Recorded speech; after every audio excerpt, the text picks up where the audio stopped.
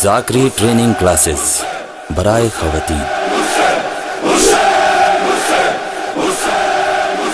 معاشرے میں لوگوں کے عقیدہ و عمل پر ذاکری کے اثرات نیک و بد۔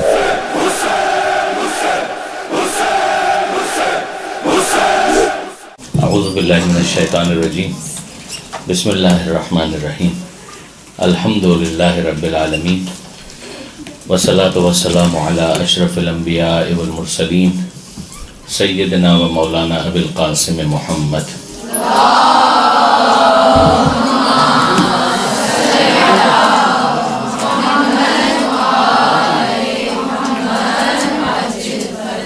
وأہل بیتہ الطیبین الطاہرین المعصومین المظلومین المنتجبین المنتخبین المیامین، لا سیما علی الامام المنتظر والحجۃ الثانی عشر، واللعنۃ الدائمۃ الباقیۃ علی اعدائہم اجمعین من یوم ظلمہم الی قیام یوم الدین۔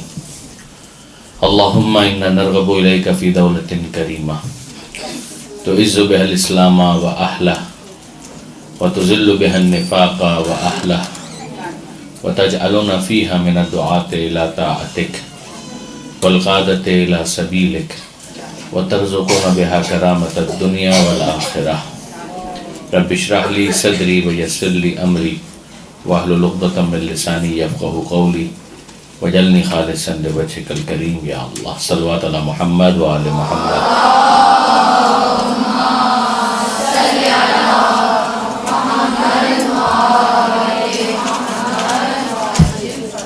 اما بعد، بہت خوشی ہے، میں اتنا کراؤڈ ایکسپیکٹ نہیں کر رہا تھا، مگر ماشاءاللہ آپ سب کے سب اس شعبے سے وابستہ ہیں، ذکر امام حسین کے حوالے سے فعال ہیں۔ پروردگار عالم آپ کی توفیقات میں اضافہ فرمائیں انشاءاللہ، اور جو کوششیں آپ کر رہے ہیں اسے اپنی بارگاہ میں قبول فرمائیں۔ جو موضوع ہمارا ہے اس کا تعلق ہے اثرات کے ساتھ، کہ ذاکری یا ذاکر یا ذاکرہ معاشرے پر جو اس کے اثرات ہوتے ہیں یا ہو سکتے ہیں، وہ نیک بھی ہو سکتے ہیں، بد بھی ہو سکتے ہیں، پازیٹیو بھی ہو سکتے ہیں، نیگیٹو بھی ہو سکتے ہیں۔ وہ اثرات ممکنہ طور پر کیا ہیں، اس کے اوپر کچھ گفتگو آج ہماری ہے، اور میں بعد میں زیادہ وقت چاہوں گا آپ کے سوالات کو دینا، کہ اگر آپ کے ذہن میں کچھ سوالات ہیں تو آپ کریں گے، لیکن ابتدائی کچھ باتیں۔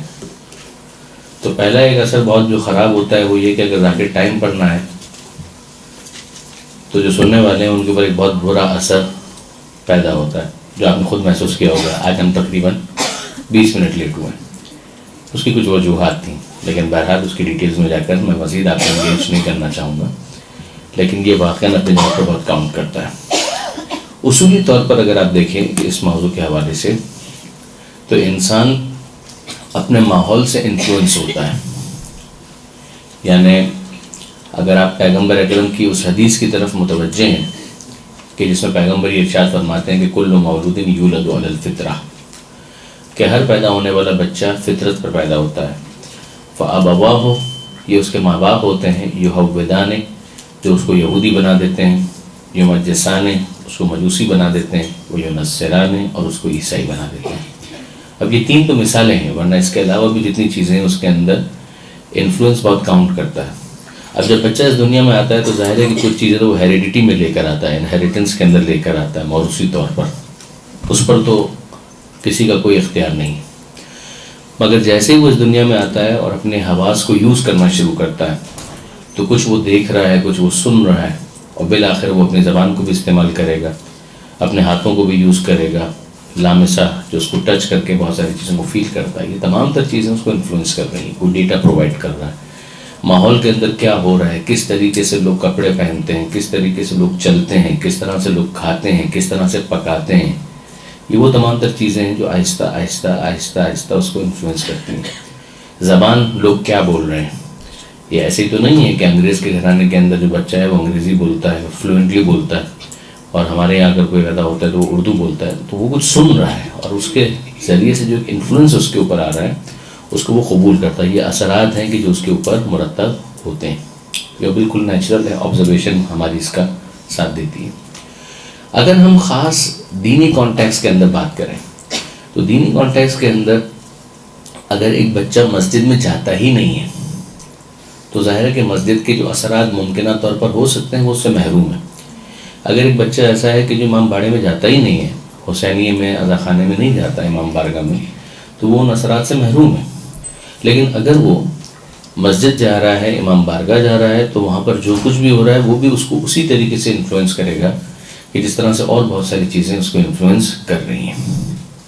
پھر اس کے بعد جو ایک ریلیجن کی سینکٹیٹی ہوتی ہے, جو عام طور پر جو اس کا ایک تقدس ہوتا ہے, یعنی ایک ایسا گھرانہ ہے کہ جس کے اندر ماں باپ جو ہے برائے نام مسلمان, جیسے کرسچنس کے یہاں ہوتا ہے کہ بظاہر وہ کرسچنز ہوتے ہیں, لیکن اگر آپ ان کو پوچھیں تو بہت سارے ایسے ہیں جو کہتے ہیں کہ وی آر نان بلیورس, کہ ہم خدا میں یقین نہیں رکھتے. ٹھیک ہے, ہمارے جو کہ ماں باپ یا ایک عرصے سے ہمارے خاندان کے اندر ایک ریلیجن چلا آ رہا ہے تو ہم کو بھی لوگ کرسچن کہتے ہیں, but practically we are non believers. ہم اللہ پر یا خدا پر یا گاڈ کے اوپر ہم یقین نہیں رکھتے. اب اگر یہ شخص ہے وہ اگر چرچ کے اندر بھی چلا جائے گا تو بہت ہی ہاف ہارٹیڈلی جائے گا, اس کی کوئی ولنگنیس اس کے اندر نہیں ہے, کوئی وہ اندر سے اس کی طرف مائل ہی نہیں ہے. تو وہ بہرحال جا رہا ہے ایک برائے نام خانہ پوری کرنے کے لیے.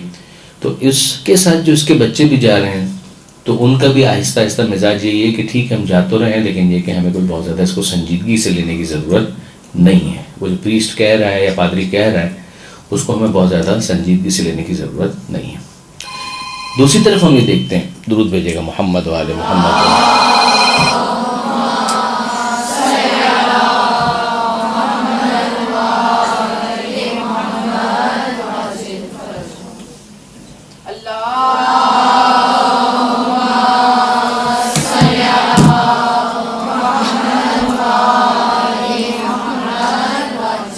تو گزارش یہ کر رہا تھا کہ اگر اس کے ذہن میں ایک تاثر یہ بنا ہوا ہے کہ ٹھیک ہے ہمیں جانا تو ہے, لیکن یہ کہ بہرحال اس کو بہت سنجیدگی سے لینے کی ضرورت نہیں ہے, تو وہ بہت کوئی زیادہ اچھا تاثر پہلے سے ہی اس کا مائنڈ بنا ہوا ہے, ایک مائنڈ سیٹ کے ساتھ کچھ آ رہا ہے.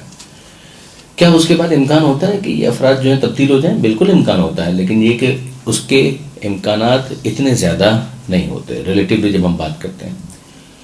اگر ہم مثلا اسلامی معاشرے کے اندر یا پریسائزلی ہم کہیں مسلمانوں کے معاشرے میں, اور مسلمانوں کے معاشرے کے اندر پھر ہم پریسائزلی بات کریں مومنین کے معاشرے کے اندر, تو الحمدللہ ہم اس بات کو جانتے ہیں کہ نہ فقط پاکستان میں, ایران میں, ہندوستان میں, بلکہ ورلڈ اوور وہ افراد جو بہت زیادہ ریلیجیس نہیں بھی ہوتے ہیں اس کے باوجود عزاداری کے حوالے سے وہ ایک حساسیت رکھتے ہیں, ایک سینسٹیوٹی ان کے اندر موجود ہوتی ہے.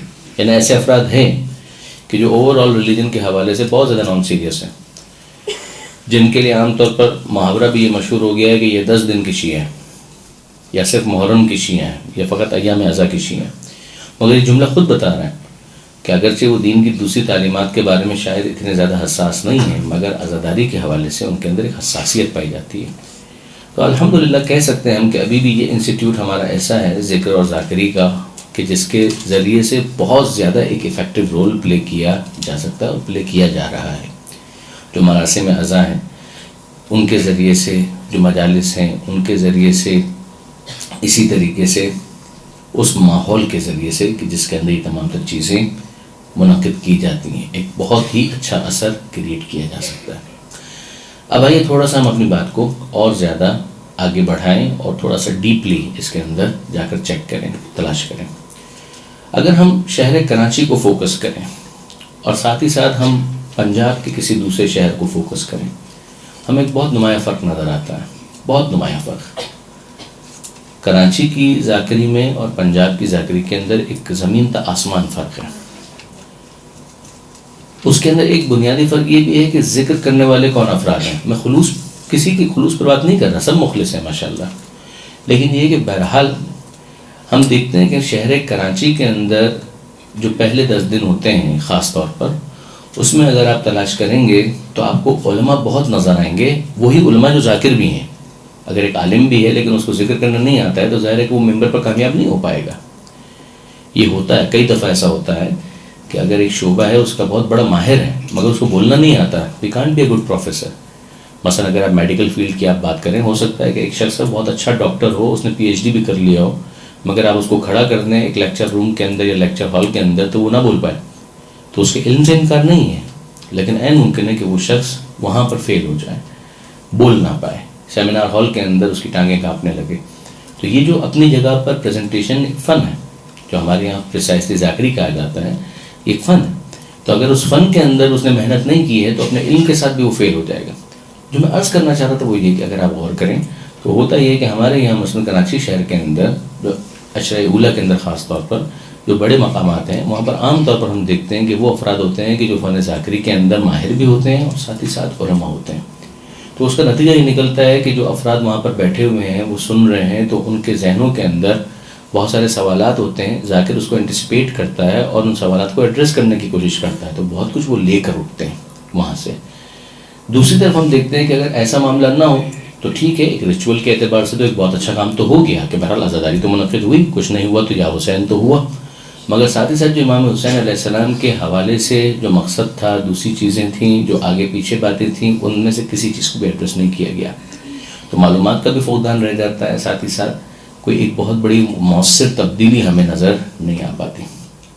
اب میں آپ کی خدمت میں عرض کروں کہ آپ علامہ رشید ترابی سے شروع کریں، علامہ سید علی نقی سے شروع کریں، ورنہ تو آپ پیچھے جائیں تو علامہ سید حسن تک ہم جا سکتے ہیں لکھنؤ پہ، لیکن نہیں، ہم تھوڑا سا ہم کراچی ہی کے اندر فوکس کریں.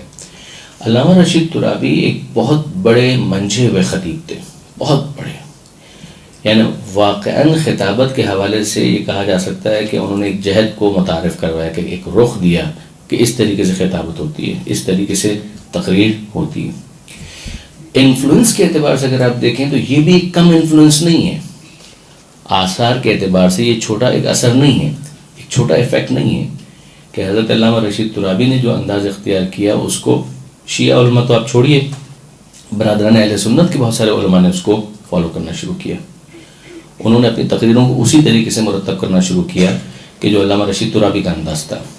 یعنی اس کے اندر میں بہت سارے نام آپ کے سامنے پیش کر سکتا ہوں، بلکہ کچھ نام تو ان افراد کے بھی پیش کر سکتا ہوں کہ جو خالصتاً اینٹی شیعہ ہیں، یعنی اہل سنت کے وہ علماء بھی ہیں کہ جو اینٹی شیعہ نہیں ہیں، خوش عقیدہ افراد ہیں، اہل بیت سے محبت رکھنے والے ہیں. ان کو تو آپ چھوڑیے، وہ تو یقیناً متاثر ہوئے. دوسری طرف آپ دیکھیں گے کہ وہ افراد کہ جنہوں نے اپنا پورا ایجنڈا یہ بنایا تھا کہ کسی طریقے سے شیعہ کلچر کو، شیعہ تھیولوجی کو ایلیمنیٹ کیا جائے، ختم کیا جائے، ان کے یہاں بھی جب تقریر کی بات آئی تو ہم دیکھتے ہیں کہ over the period of time انہوں نے اس انداز کو اختیار کیا جو علامہ رشید ترابی کا انداز تھا. تو اب اس کو آپ ریلیجس پیرامیٹر کے اندر بھی نہیں دیکھیں گے، آپ دیکھیں گے کہ بہت سے باہر کے جو افراد ہیں وہ بھی اس انداز کو اختیار کرنے پر مجبور ہو گئے، انہوں نے اس انداز کو اختیار کیا. یہ ایک اثر ہے اور بہت عمدہ اثر ہے کہ کس طریقے سے بولا جاتا ہے، کس طریقے سے بیان کیا جاتا ہے، وہ طریقہ کار بہت سارے افراد نے وہاں سے لیا اور اس کو فالو کیا. دوسری چیز کہ اب مثلاً جو خطیب جو بول رہا ہے اور جو اتنا متاثر کر رہا ہے، خود وہ کیسی زبان استعمال کرتا ہے، خود اس کو زبان کے اوپر کتنا کنٹرول ہے. مثلاً وہ اہل زبان ہے یا نہیں ہے، محاوروں سے واقف ہے یا نہیں ہے، جس زبان کے اندر گفتگو کر رہا ہے اس کے ادبیات کو اس نے کتنا اسٹڈی کیا ہے، اس لٹریچر کو وہ کتنا جانتا ہے. اس کا موضوع تو ایک ہے، مثلا وہ کربلا کو ڈسکس کر رہا ہے، اسلام کو ڈسکس کر رہا ہے، سجدے پہ بات کر رہا ہے، یقین پر بات کر رہا ہے، مثلا دعا پر بات کر رہا ہے، لیکن ساتھ ہی ساتھ کہ اس زبان کے اوپر اس کو کتنا تسلط ہے. وہ زبان جو وہ استعمال کر رہا ہے وہ اردو ہے. تو میر انیس کو اس نے کتنا پڑھا ہے. چلیے میر انیس کی شاعری تو پھر ایک خالصتاً ہم کہیں گے ایک اسلامک یا کربلا والوں کی شاعری، لیکن ساتھ ہی ساتھ مرزا غالب، میر تقی میر، یہ ساری چیزیں جب ان کے اشعار اس کی تقریر کے اندر شامل ہو جاتے ہیں، بلینڈ ہوتے ہیں، تو اس کا نتیجہ کیا نکلتا ہے؟ اس کا نتیجہ یہ نکلتا ہے کہ معاشرے کے اوپر ایک ایسا اثر آتا ہے جس کو ہم کہتے ہیں کہ تہذیب جو ہے وہ آگے بڑھ رہی ہے، ایسا نہیں کہ پیچھے کی طرف جا رہی ہے.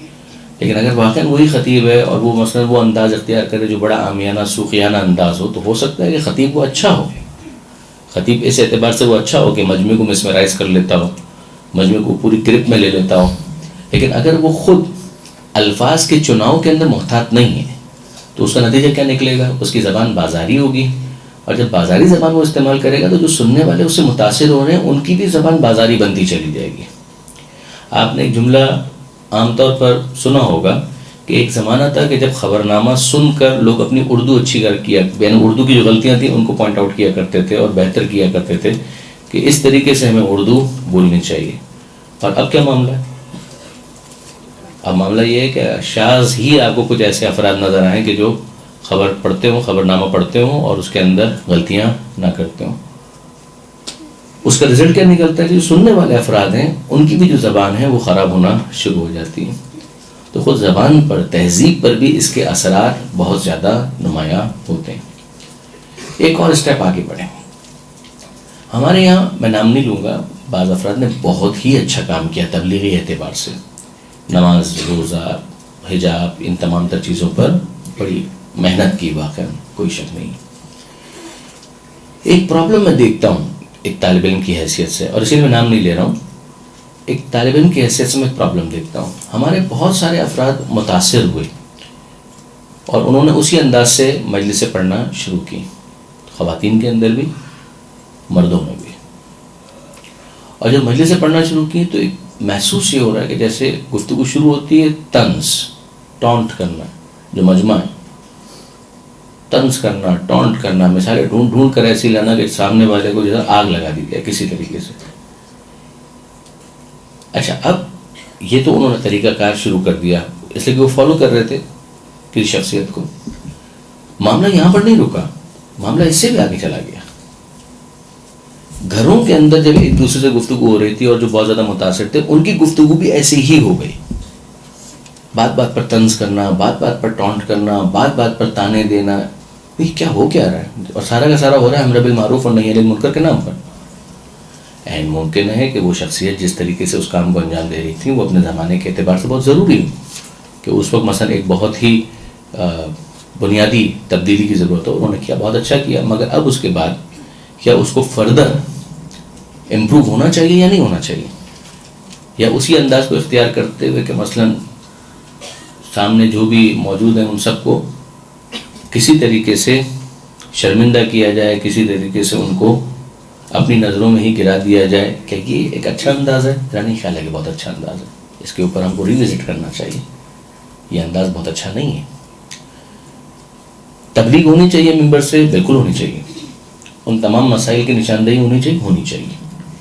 میں آپ کو اور عرض کروں، بعض افراد یہاں تک چلے گئے کہ انہوں نے مجمع کے اندر بیٹھے ہوئے افراد کو پوائنٹ آؤٹ کرنا شروع کر دیا.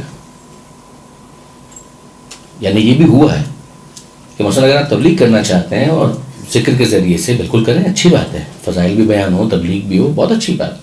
مگر اگر مثلا فرض کیجئے کہ آپ کو نظر آتا ہے کہ خواتین کے اندر کوئی خاتون ایسی ہیں کہ جو حجاب کے معاملے میں کچی ہیں، یا مثلا اتنے زیادہ ان کا حجاب جو ہے پکا نہیں ہے، کیا شریعت مجھے اس بات کی اجازت دیتی ہے کہ میں پن پوائنٹ کر کے کہوں کہ میں آپ سے مخاطب ہوں، میں آپ سے کہہ رہا ہوں؟ نہیں، قطعاً نہیں.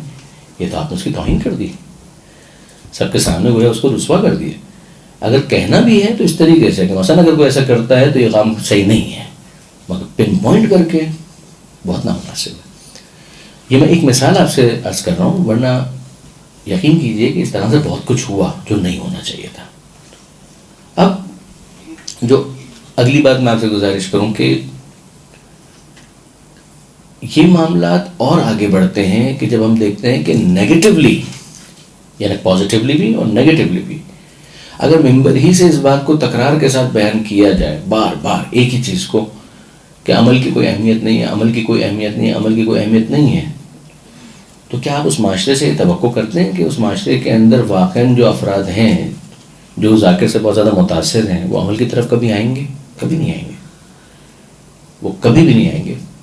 لیکن اگر ساتھ ہی ساتھ یہ والا معاملہ ہو کہ جو ممبر ہے اس ممبر سے ان باتوں کو ایک بیلنس انداز میں پیش کیا جا رہا ہو، کہ جہاں عقائد کے اوپر بھی زور دیا جا رہا ہو، اعمال کے اوپر بھی زور دیا جا رہا ہو، اخلاق کو بہتر بنانے کی طرف بھی متوجہ کیا جا رہا ہو، ساتھ ہی ساتھ لوگوں کی معلومات میں اضافہ بھی کیا جا رہا ہو، ان کی تاریخی معلومات، تفسیری معلومات، حدیث سے متعلق معلومات، تو آپ دیکھیں گے کہ معاشرے کے اندر ایک وہ ٹرینڈ آئے گا کہ جو ڈرائنگ روم کا ڈسکشن ہوتا ہے وہ بہت امپروو ہو جائے گا. یعنی رول ممبر کا ہے مگر جو گفتگو ڈرائنگ روم کے اندر ہوتی ہے وہ بہت امپروو ہو جائے گی. لوگ آتے ہیں، ممبروں سے سنتے ہیں، اور اس کے بعد پھر اپنے گھروں کے اندر جا کے ڈسکس کرتے ہیں، بھائیوں سے ڈسکس کرتے ہیں. عید پر بیٹھے ہیں تب ڈسکشن ہو رہا ہوتا ہے کہ فلاں عالم نے یہ کہا تھا، فلاں ذاکر نے یہ کہا تھا، فلاں ذاکرہ نے یہ کہا تھا. اگر وہاں سے اس کو جو فیڈنگ مل رہی ہے وہ اچھی ہے تو وہ ڈسکشن جو آگے ہو رہا ہے وہ بھی اچھا ہوگا. یعنی اس کی آسان سی مثال کیا ہے کہ آپ کے نل میں وہی پانی آئے گا جو ٹنکی میں. جب آپ نل کھول رہے ہیں تو نل کے اندر جو پانی آ رہا ہے تو اس کا سورس کیا ہے؟ جو ٹنکی کے اندر، ٹینک کے اندر اسٹور ہے وہی پانی آنا ہے. تو جو آپ نے ممبر سے معاشرے کے اندر فیڈنگ کی ہے اس نے بہرحال آگے جا کر ڈسکشن کا ٹاپک بننا ہے. تو یہاں سے اگر اچھی باتیں جا رہی ہیں، پازیٹیو باتیں جا رہی ہیں، تو اس نے وہاں پر ایک اچھا موضوع کریٹ کرنا ہے. اور اگر یہاں سے کوئی بری چیز جا رہی ہے تو اسے بھی ڈسکس تو ہونا ہے. فلاں ذاکر یہ کہہ رہا تھا، فلاں ذاکرہ یہ کہہ رہی تھی، وہ اس طریقے سے بولتا ہے، وہ اس طرح سے بولتا ہے. آپ نوٹ کیجئے گا، آپ کو یہ محسوس ہوگا کہ اگر لوگ اس ذاکر سے متاثر ہیں کہ جو بات بات پر قسم کھاتا ہے، پنجتن کی قسم، خدا کی قسم، اس کی قسم، حضرت عباس کی قسم، بہت سارا، آپ دیکھیں گے کہ جو اس سے متاثر ہوتے ہیں ان کی گفتگو کے اندر بھی انداز آ جاتا ہے، بات بات پر قسم کھانا، بات بات پر قسم کھانا. اگر آپ دیکھیں کہ مثلا ایک ذاکر ایسا ہے جو بہت غیر محتاط ہے، حلالی ہے تو ہاتھ اٹھائے، یہ کرے وہ کرے، جو ہمارے پتہ نہیں یہ کہاں سے بد تہذیبی ہے. کبھی آپ نے علامہ رشید طلابی صاحب کو یہ انداز اختیار کرتے ہوئے دیکھا؟ کبھی آپ کو نظر نہیں آئے گا.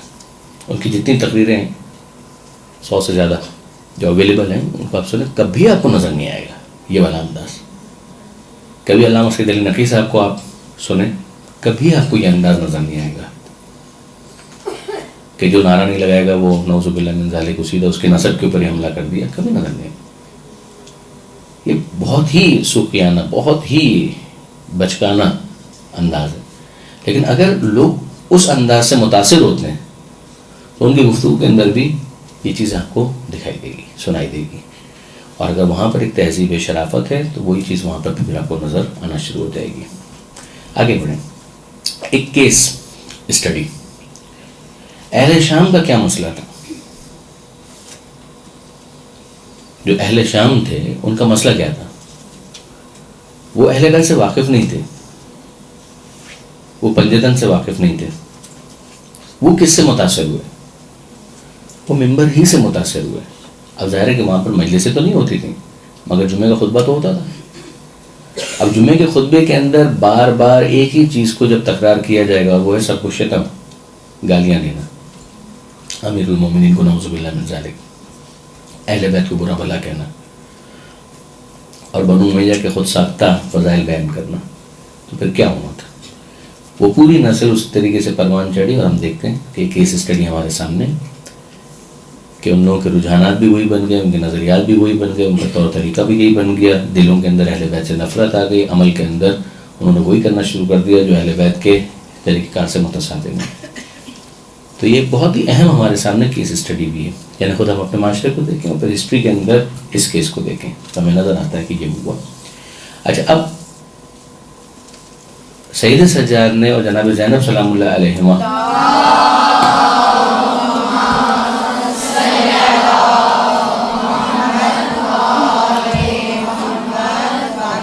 انہوں نے جو اس انداز کو نیوٹرلائز کیا ہے، ختم کیا ہے، اس کو بیلنس کرنے کی کوشش کی ہے، وہ بھی خطبے کے ذریعے سے کی ہے. جناب زینب کا جو خطبہ ہے، سید سجاد کا جو خطبہ ہے، وہ بھی تو خطبہ ہے بالآخر، وہ ممبر جس انداز کا بھی ہو، مگر انہوں نے بھی اپنی تقریر ہی کے ذریعے سے، اس ذاکری ہی کے ذریعے سے اس کام کو انجام دیا ہے. بلکہ جناب زینب سلام اللہ علیہ کے تو الفاظ بھی یہ تھے کہ لا تمحو ذکرنا، کہ تو ہمارے ذکر کو ختم نہیں کر سکتا. یزید کو مخاطب کر کے جو جناب زینب نے کہا تھا، تو وہ پیشن گوئی تھی جناب زینب کی، مگر اس موقع پر انہوں نے یہ ارشاد فرمایا. تو لفظ ذکر جو ہے وہاں پر استعمال بھی کیا انہوں نے کہ تو ہمارے ذکر کو ختم نہیں کر سکتا. مزید آپ دیکھیں گے کہ خود پاکستان کے اندر جب یہ بہت زیادہ فنڈنگ ہوئی، آج کل تو معاملہ ٹھنڈا پڑ گیا تھوڑا، اور جب بہت زیادہ فنڈنگ ہوئی سعودی عرب کی طرف سے اور دیگر خلیجی ریاستوں کی طرف سے، تو ان لوگوں نے بھی ممبر ہی کو یوز کیا ہمارے خلاف. ایک مرتبہ پھر وہی اہل شام والا طریقہ کار شہر کراچی کے اندر بھی، پنجاب کے اندر بھی، دوسرے علاقوں کے اندر بھی، جو ان لوگوں نے تشیع کے خلاف زہر اگلا ہے تو اس کے اندر بھی انہوں نے ممبر ہی کو یوز کیا. پھر ان کے جو ممبر ہیں اس کے اندر وہ ایک پرائمری سورس تو وہی تھا ان کا کہ جمعے کا خطبہ، اور پھر اس کے بعد سیکنڈلی جو انہوں نے استعمال کیا کہ مختلف موقعوں کے اوپر، سڑک کے اوپر پروگرامز کر رہے ہیں، کانفرنس کر رہے ہیں، اور اس کے عجیب عجیب نام انہوں نے رکھنا شروع کی. ایز اے رزلٹ یہ ہوا کہ ایک پوری نسل تیار ہو گئی ان لوگوں کی کہ جو آپ دیکھ رہے ہیں کہ مثلا مومنین کو قتل کرنا اپنی شرعی ذمہ داری سمجھتے ہیں، قربتاً الی اللہ اس کام کو انجام دیتے ہیں. یعنی اگر ہم یہ کہیں کہ امام حسین علیہ السلام کے مقابلے پر جو افراد آئے تھے ان میں سب ایسے افراد تھے کہ جو امام حسین سے لڑ رہے تھے قربتاً اللہ، تو بعض افراد حیرت کرتے ہیں کہ کیا ممکن بھی ہے ایسا؟ وہ کیسے ممکن نہیں ہے؟ آپ اس زمانے کے اندر دیکھ لیجیے، شہری زندگی ہے، ایک ہی شہر کے اندر شیعہ بھی رہ رہے ہیں، ایک ہی شہر کے اندر دوسرے افراد بھی رہ رہے ہیں. عام جو سنی ہیں وہ تو بیچارے ویسے ہی خوش عقیدہ ہیں، ان کی ہم بات نہیں کر رہے، لیکن وہ جو ایکسٹریم کے اوپر چلے گئے، ناصبیت کی طرف چلے گئے، خارجیت کی طرف چلے گئے، یہ افراد متاثر کہاں سے ہوئے؟ یہ افراد بھی ممبر سے متاثر ہوئے. اچھا، پھر میں آپ سے عرض کر رہا ہوں کہ لوگوں میں سے ایک بہت بڑی تعداد ان لوگوں کی ہے کہ جو بیچارے کتاب کھولنے کی فرصت ہی نہیں رکھتے، ان کو کتاب کھولنے کی فرصت نہیں ہوتی ہے، وہ پھر وہی سنتے ہیں کہ سامنے افراد کہہ رہے ہیں. اچھا، پھر آپ اور پیچھے اگر چلے جائیں تو ہم دیکھتے ہیں کہ قرآن مجید کے اندر پروردگار عالم نے خود اہل کتاب یہود اور نصارہ ان کے علماء کی بھی مذمت اسی اعتبار سے کی ہے. لما جاءہم ما عرفوا کفروا بہ، کہ جب ان کے پاس وہ آ گیا کہ جس کو یہ پہچانتے تھے تو انہوں نے اس کا انکار کر دیا. لوگ بیچارے جو یہود اور نصارہ کے بھی تھے ان کو ان باتوں کی اتنی اطلاع نہیں تھی. اس زمانے میں تو کتابیں بھی اس طرح نہیں چھپتی تھی جس طریقے سے آج چھپتی ہیں. اس زمانے میں تو یہ جو دینی کتابیں تھی وہ تو خاص پریسٹ کے پاس ہی ہوا کرتی تھی، وہ چرچ کی پراپرٹی ہوتی تھی، چرچ ہی کے پاس ہوتی تھی. تو وہ جو اپنے اس سرمن کے اندر یا اپنی اس سروس کے دوران جو کچھ بول رہے ہوتے تھے وہ لوگ سنا کرتے تھے. اس میں کسی قسم کا مجھے کوئی شک اور شبہ نہیں ہے کہ یہ بات بالکل اپنی جگہ پر درست ہے کہ اگر ایک معاشرے کے اندر ذاکر یا ذاکرہ صحیح پریپریشن کے ساتھ آئے، پریپریشن سے میرا دونوں چیزیں، علم بھی اس کے پاس اتنا ہو کہ اس کو پتہ ہو کہ وہ کیا بول رہا ہے، یا تو وہ بیک گراؤنڈ کے اندر ویسے ہی عالم ہو. اگر وہ بیک گراؤنڈ کے اندر عالم نہیں بھی ہے تو کم سے کم جو اسپیچ وہ کرنے جا رہا ہے یا کرنے جا رہی اس کو اچھی طریقے سے تیار کرے. تیار کرنے کے بعد اس کے پوائنٹس کو سمرائز کرے، سمرائز کرنے کے بعد پوری طرح سے اس کے اوپر تسلط اختیار کرے، مسلط ہو، اور پھر اگر وہ جائے ممبر کے اوپر اور بیان کرے تو آپ دیکھیں گے کہ بیان کا انداز ہی بدل جائے گا. پورا ایک کانفیڈنس بھی آ جاتا ہے، اعتماد بھی آ جاتا ہے، اور پھر اس کا بات کرنے کا انداز تبدیل ہو جاتا ہے. لیکن اگر وہ ایبرپٹلی جا رہا ہے، بغیر کسی تیاری کے جا رہا ہے، ممبر پہ جا کر تیار کرنا چاہ رہا ہے اپنے مضمون کو، تو اس کے اندر وہ بات نہیں آ سکتی. پھر اس کے بعد فنکاریاں شروع ہوتی ہیں، پھر اس کے بعد انشن بہت ساری باتیں جو ہیں اس کے اندر ایڈ اپ ہونا شروع ہوتی ہیں. وہ جتنی بھی آپ رقص ممبری دیکھتے ہیں یا اس کے بارے میں آپ لوگوں کی جو مشاہدات ہیں، اس کا ریزن یہی ہوتا ہے، بنیادی طور پر اس کا ریزن یہی ہوتا ہے کہ چونکہ وہ تیاری پوری نہیں ہوتی تو لہٰذا پھر وہاں پر وہ 1 گھنٹہ پورا کرنا ہوتا ہے. اس 1 گھنٹے کو پورا کرنے کے لیے پھر مواد تو ہوتا نہیں، تو مواد جب نہیں ہے تو پھر کیا کیا جائے گا؟ پھر ادھر ادھر کی باتیں کریں، کچھ گالیاں دیں، دو ادھر دو ادھر، اور اس کے ذریعے سے پھر وقت کو پورا کیا جائے. تو یہ خلاصتاً ایک بحث تھی کہ جو میں آپ کے سامنے پیش کرنا چاہ رہا تھا. اور زیادہ وقت جیسے کہ میں نے کہا کہ میں آپ کے سوالات ہی کو دینا چاہوں گا، تو اگر آپ لوگوں کا کوئی سوال ہے تو آپ ارشاد فرمائیے تاکہ اس کے اوپر بات کی جا سکے. درود بھیجیے گا محمد و آل محمد پر.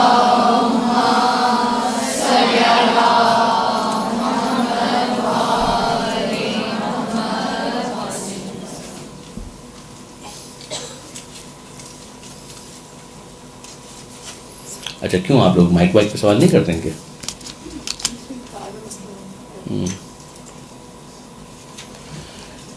لیڈرشپ کوالٹیز پر ائمہ میں سے کسی کی کتاب کا حوالہ دے دیجیے یا کوئی بھی دینی کتاب ہے اس حوالے سے. لیڈرشپ کوالٹیز ایک تو پریسائزلی بعض کتابیں ہیں کہ جو اس موضوع پر لکھی گئی ہیں. جدید دنیا میں بھی اس پر بہت کام ہوا ہے، اس میں کوئی شک نہیں. اگر آپ خالی انٹرنیٹ کے اوپر جا کر لیڈرشپ کوالٹیز ٹائپ کریں تو آپ کو بہت سارے ماڈلز جو اس حوالے سے تیار ہیں وہ مل جائیں گے، اویلیبل ہیں. اگر آپ یوٹیوب کے اوپر جائیں گے تو یوٹیوب کے اوپر بھی آپ کو بہت سارے لیکچر اس حوالے سے مل جائیں گے. اگر خاص طور پہ انگریزی سے اجنبیت نہیں ہے تو اس حوالے سے بہت سارے پریزنٹیشنز، لیکچرز انگریزی کے اندر اویلیبل ہیں. لیکن اگر آپ اردو کے اندر کتاب تلاش کرنا چاہیں تو اردو میں بھی موجود ہیں. ایک کتاب جیسے ذاتی طور پر میں نے بہت فائدہ اٹھایا معلومات کے اعتبار سے، وہ آیت اللہ جعفر سبحانی کی کتاب ہے جس کا نام ہے عظیم لوگوں کی کامیابی کے راز. عظیم لوگوں کی کامیابی کے راز. اس کے اندر انہوں نے ان جنرل جو گریٹ پیپل جن کو آپ کہتے ہیں ان کی کامیابی کو ڈسکس کیا ہے، اور اس میں لیڈرشپ کو بھی انہوں نے موضوع بحث بنایا ہے. قائد کو کیسا ہونا چاہیے، قیادت کیسے ہونی چاہیے، یہ تمام تر چیزیں. خود نہج البلاغہ کے عظیم لوگوں کی کامیابی کے راز، آیت اللہ جعفر سبحانی، شاید 200 صفحے کی کتاب ہے. کتاب بہت اچھی ہے، نو ڈاؤٹ پڑھنے والی کتاب ہے. خاص طور پر جو ہمارے college going university going students ہیں ان کو ضرور اس کتاب کا مطالعہ کرنا چاہیے. ویسے بھی ان کے لیے بہت اچھا ہے، اخلاقی اعتبار سے بھی بہت اچھا ہے. اسی طریقے سے گزارش کروں گا کہ نہج البلاغہ کے اندر بہت سارے موضوعات پر گفتگو ہے. تقویٰ پر ہے، خوف خدا پر ہے، قیامت پر ہے، وجود خدا پر، توحید پر، ساری چیزیں ہیں کہ جو امیر المومنین کے تو مختلف موضوعات کے خطبات ہیں.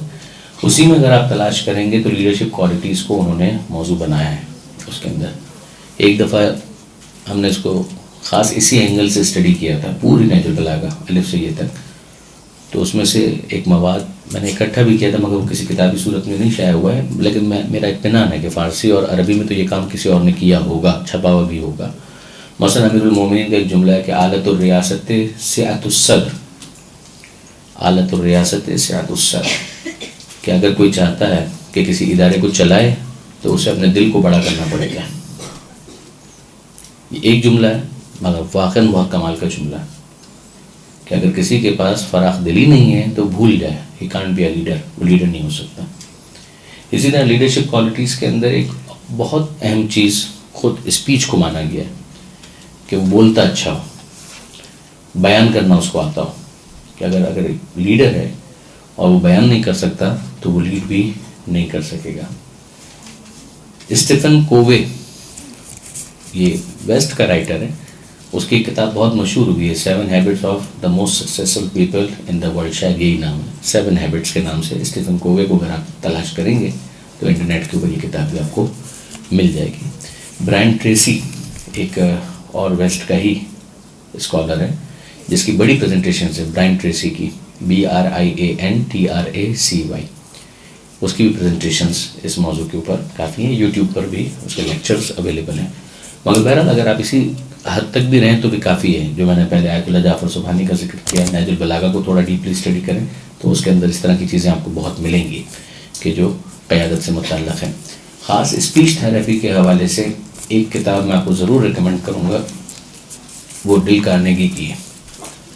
ڈیل کارنیگی کی کتاب ہے جس کا اردو ترجمہ ہوا ہے گفتگو اور تقریر کا فن.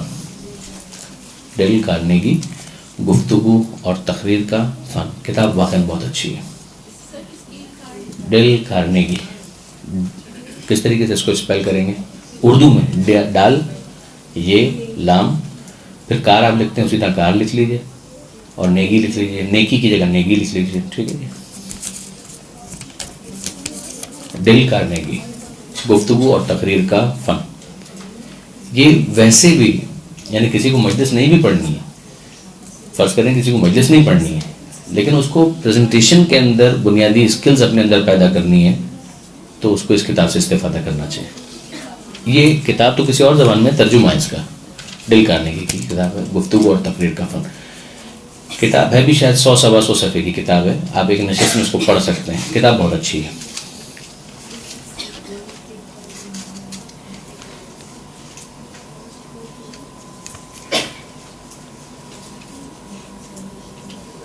اب یہ یا تو کوئی پڑھ کے مجھے بتا دے کہ کیا لکھا ہے اس کے اندر.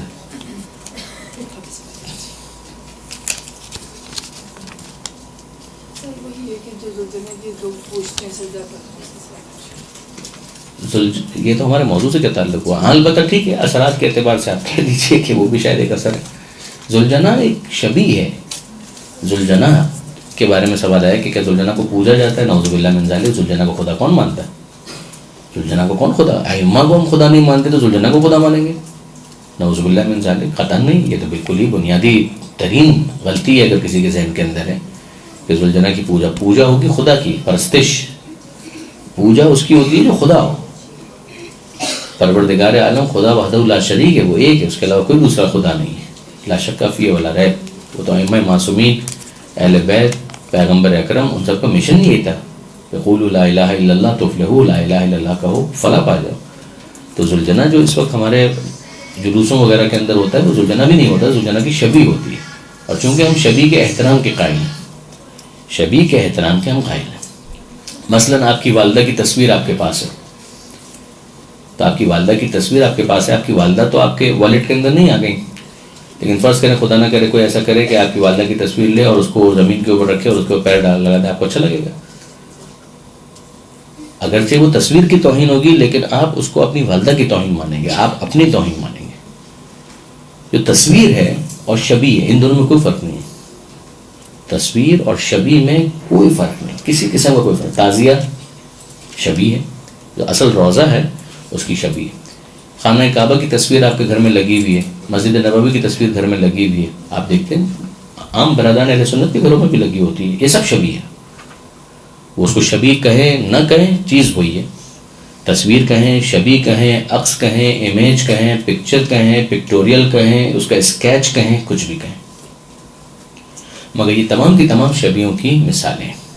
یہ جو ہے وہ عملی طور پر زلجنہ کو جو نکالا جاتا ہے وہ عملی ایک شبیہ، پریکٹیکلی۔ تو جو پریکٹیکلی اس کو شبیہ بنایا ہے تو ہم چونکہ شبیہ کے رسپیکٹ کے قائل ہیں کہ اس کے ذریعے سے چونکہ کربلا کے واقعے کو ڈپکٹ کیا جاتا ہے، اس کی منظر کشی کی جاتی ہے، لہٰذا وہ کام کیا جاتا ہے۔ کوئی اس سے زیادہ سمجھتا ہے تو غلط سمجھتا ہے، اس سے زیادہ نہیں سمجھا جا سکتا۔ نہ وہ اصل ذوالجناح ہے، نہ وہ خدا ہے معاذ اللہ، نہ وہ امام ہے، کچھ بھی نہیں۔ وہ ایک شبیہ ہے، اس کے ذریعے سے واقعہ کربلا کی یاد کو بہتر طور پر منایا جاتا ہے۔ انسان کے ذہن میں فوراً تصور آتا ہے کہ جب ہم ذوالجناح کی شبیہ کو دیکھتے ہیں کہ اس کے اوپر مثلاً لایا گیا ہے اس طرح سے کہ جیسے خون کے بھی چھینٹے اس کے اوپر مثلاً وہ انک لگائی گئی ہوگی، رنگ لگایا گیا، مگر اس کے ذریعے ڈپکٹ ہی کیا گیا کہ جب امام حسین علیہ السلام شہید ہوئے تھے تو پھر اس کے بعد ذوالجناح نے آ کر اہل حرم کو اطلاع دی تھی، تو گویا یہ کیفیت ہوگی، یہ مقصد ہے، ٹھیک ہے، اس حد تک کوئی حرج نہیں۔ اصحاب رسول جابر بن عبداللہ انصاری اور دوسرے مشہور اصحاب سے متعلق کوئی مستند تصنیف۔ بیسیکلی گزارش یہ اصحاب رسول کے اوپر مستقل جو کتابیں لکھی گئی جو عربی کے اندر ہے، شاید ان میں سے بعض کا اردو میں ترجمہ بھی شاید ہوا ہوگا۔ اسد الغابہ، الاصابہ، یہ ایک بڑی کتابیں ہیں جن کے اندر اصحاب کے ذکر کو محفوظ کیا گیا ہے۔ لیکن اگر آپ مثلاً خاص شیعہ پوائنٹ آف ویو سے جابر بن عبداللہ انصاری اور دوسرے مشہور اصحاب سے متعلق میں نہیں سمجھ پایا کہ کیا مراد ہے، مثلا ہو سکتا ہے کہ سلمان فارسی، جناب ابو ذر غفاری وغیرہ مراد ہوں، تو ان بزرگان کے حوالے سے جو سیرت کی کتابیں لکھی گئی ہیں اس میں آپ کو کچھ نہ کچھ تفصیلات ملیں گی۔ علامہ مجلسی کی شاید کتاب عین الحیات اردو کے اندر جو موجود ہے اس میں بھی بعض صحابہ کرام کا ذکر نسبتاً کافی تفصیل کے ساتھ آیا۔ جابر بن عبداللہ انصاری کا ذکر آپ کو مقتل کی بھی کتابوں میں، چونکہ وہ کربلا کے پہلے ظاہر ہونے کے حوالے سے ان کی شہرت ہے، لہٰذا وہاں پر بھی جو مقتل سے متعلق کتابیں لکھی گئی ہیں اس کے اندر بھی آپ کو کچھ نہ کچھ تفصیل ملے گی۔ مثلا علی نظری منفرد کی کتاب ہے صحیفہ کربلا، اس کے اندر بھی جناب جابر بن عبداللہ انصاری کا کچھ نہ کچھ ذکر موجود ہے۔ جی ارشاد۔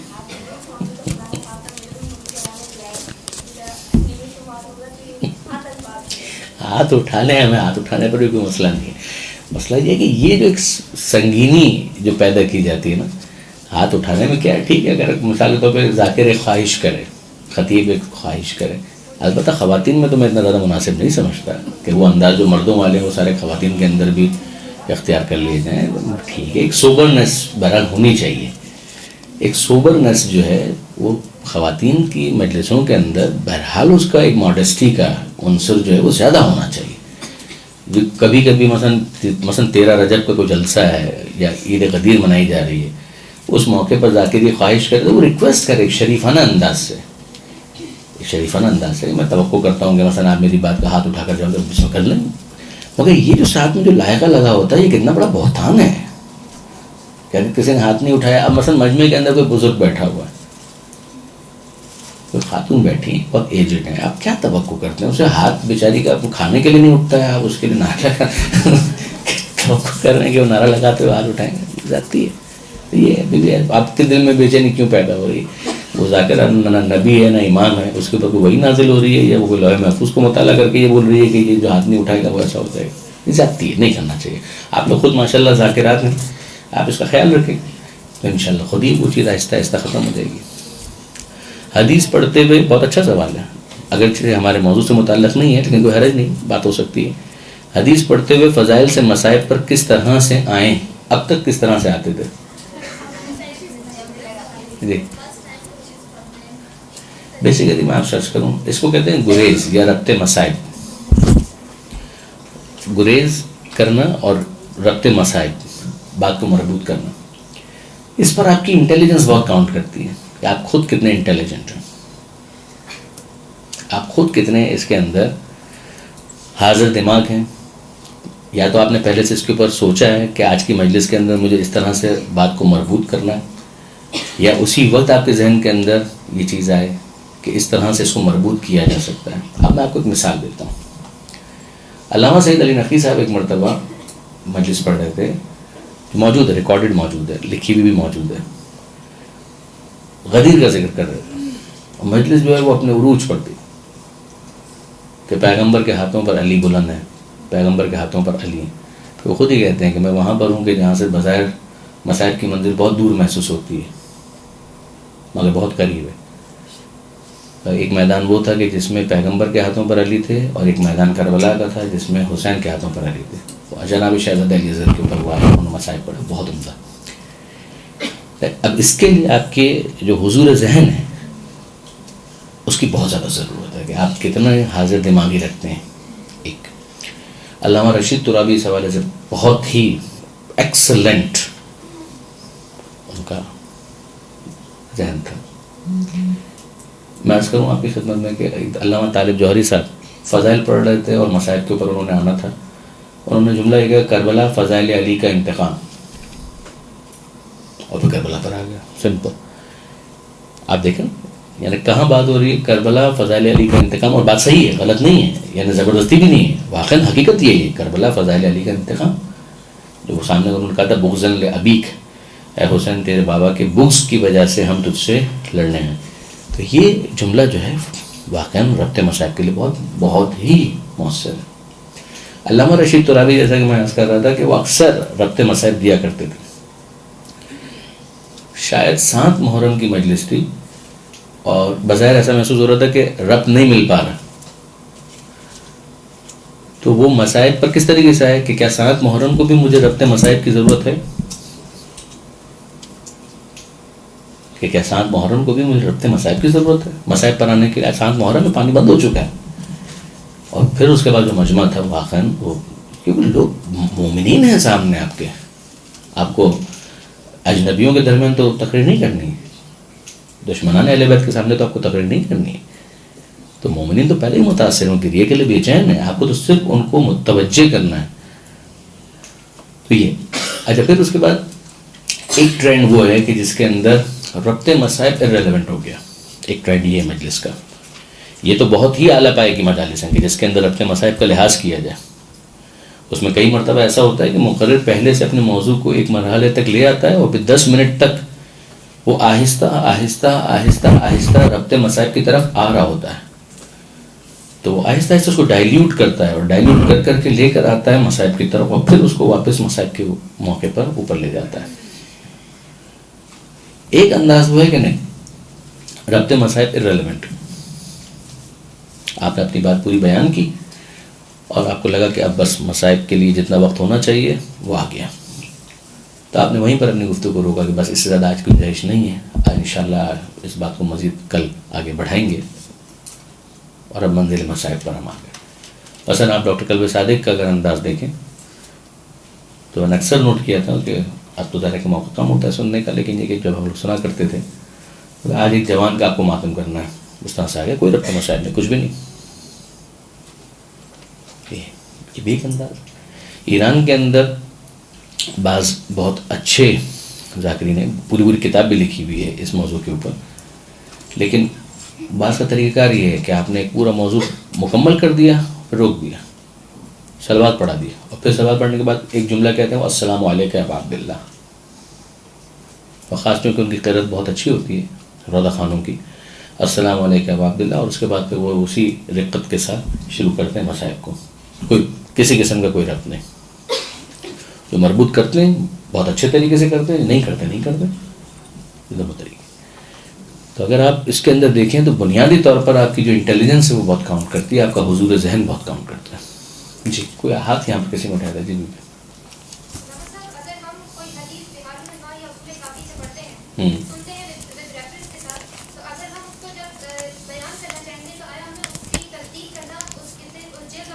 ضروری ہے، کیونکہ اگر اصول کافی کی بات کی جائے تو اگر ہم اسے بہت مستقل کتاب سمجھیں تو میں نے کچھ حدیث وہاں پر ایسی دیکھی ہے جس میں شبہات پیدا ہوتے ہیں. جی تو آپ بھی بتائیں کہ اس کو کس طریقے سے کوٹ کیا جائے اگر اصول کافی سے اٹھاتے ہیں کوئی حدیث. اور دوسرا میرا ایک سوال سر کہ جلوس اذان میں خواتین کی شمولیت کے بارے میں تشریف رکھیں. آپ کسی بھی کتاب سے اگر پڑھ رہے ہیں تو اتنا تو آپ کو بہرحال خیال رکھنا ہے کہ جو آپ پڑھ رہے ہیں وہ ایسا ہونا چاہیے کہ جس سے اہل بیت کے بارے میں جو آپ کے سامعین کے ذہن میں تقدس پر مبنی ایک تصور موجود ہے اس کو ڈسٹرب نہیں ہونا چاہیے. چاہے آپ کوئی حدیث پڑھیں، چاہے آپ کوئی فضائل کی روایت پڑھیں، چاہے آپ کوئی مصائب کی روایت پڑھیں. کتابوں کے اندر آپ کو رد و یابس سب مل جائے گا، صحیح بھی مل جائے گا، غلط بھی مل جائے گا.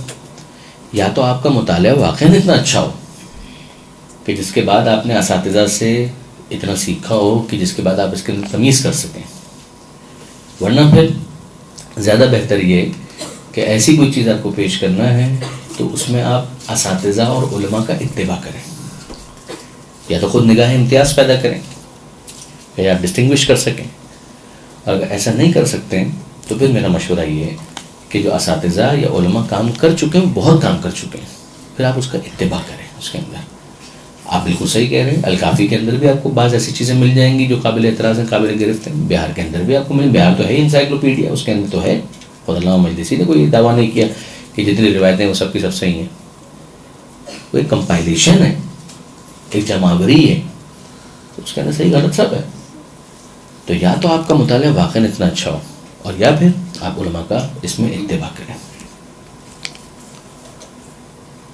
آپ کا کوئی سوال تھا ابھی فرمائیے.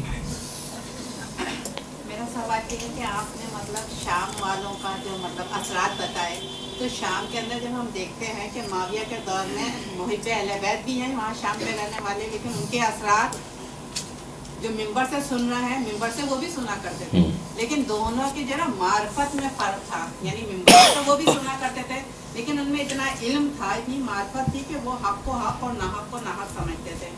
تو مطلب پھر اثرات تو تھوڑے سے چینج ہو گئے نا، مطلب اپنے حساب سے ہر کوئی اپنے اثرات لینے لگا. شام کا جو کیس ہے بی اس کے بارے میں یہ کہنا شاید صحیح نہیں ہوگا کہ وہاں پر محبان اہل بیت موجود تھا. شام کا علاقہ جو ہے ہسٹوریکلی پیغمبر اکرم کے زمانے میں فتح نہیں ہوا تھا. پیغمبر اکرم کے بعد جو پہلی خلافت ہے اس کا پیریڈ 2 سال کا، پھر اس کے بعد دوسری خلافت ہے. دوسری خلافت کا جو آغاز ہے اس میں شام اسٹیبلش ہوا ہے. شام کی آبادی کرسچنس کے اوپر مشتمل تھی. میں معاویہ کے دور کی بات کر رہی ہوں. معاویہ ہی کا دور آ گیا، یہ میں عرض کر رہا ہوں آپ سے، معاویہ کا دور فوراً ہی آ گیا. شام کے اوپر جو پہلا گورنر تھا وہ تھا یزید بن ابی سفیان. اس کا بہت مختصر دور ہے. جب وہ مرا ہے تو اس کے فوراً بعد معاویہ کا زمانہ آ گیا. یزید بن ابی سفیان، یہ معاویہ کا بیٹا نہیں، معاویہ کا بھائی تھا یزید بن ابی سفیان. یزید بن ابی سفیان کی بات کر رہا ہوں، یزید بن معاویہ کی بات نہیں کر رہا ہوں. یزید بن ابی سفیان وہ بہت مختصر عرصہ تو مر گیا، پھر اس کا معاویہ اسی کا بھائی جو ہے اس کو گورنر بنایا گیا. تو یہ حضرت عمر کے زمانے میں یہ لوگ وہاں پر گورنر تھے. آبادی جو وہاں کی لوکل آبادی تھی وہ کرسچنس کی آبادی تھی، اور یہ ظاہر ہے کہ جیسے ہی وہاں پر مسلمانوں نے قبضہ کیا تو ان کو زبردستی مسلمان بنایا.